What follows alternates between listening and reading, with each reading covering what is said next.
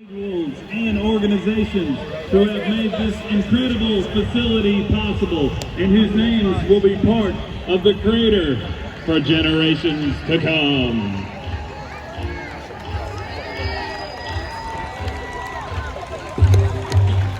Joining us this evening, please welcome Riley Fields, Carolina Panthers Director of Community Relations. Please direct your attention toward the Stan Elrod scoreboard for a special video moment to recognize the tireless spirit and leadership of Catherine Spanos.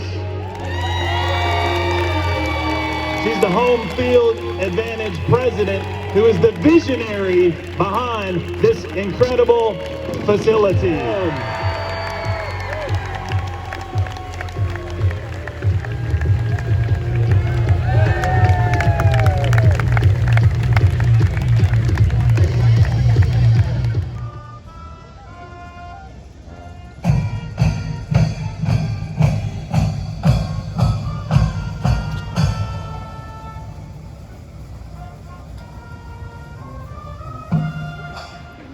You're like, guess what, West Enders? You won another small battle.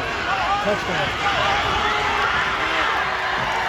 Number one, Herschel McNeil, give him